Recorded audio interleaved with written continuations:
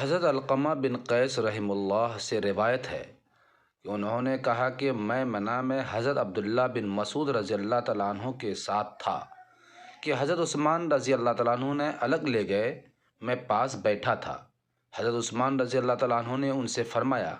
کیا آپ پسند فرماتے ہیں کہ میں ایک کنواری لڑکی سے آپ کی شادی کرا دوں جس سے آپ کو گزرے وقت کی کچھ باتیں یاد آ جائیں؟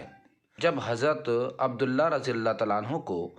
محسوس ہوا کہ حضرت عثمان رضی اللہ تعالیٰ عنہ کو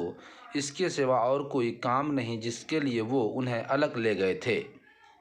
تو مجھے ہاتھ سے اشارہ کیا، میں حاضر ہوا تو وہ فرما رہے تھے، اگر آپ نے یہ بات کہی ہے تو اچھی بات ہی ہے، کیونکہ رسول اللہ صلی اللہ علیہ وسلم نے فرمایا، اے نوجوانوں کی جماعت، تم میں سے جو شخص نکاح کی طاقت رکھتا ہے اسے چاہیے کہ شادی کر لے، جس کی وجہ سے نظر نیچی رہتی ہے اور جسم بدکاری سے محفوظ رہتا ہے، اور جسے نکاح کی طاقت نہ ہو تو اسے چاہیے کہ وہ روزہ رکھے، کیونکہ روزہ خواہشات کو کچل دیتا ہے۔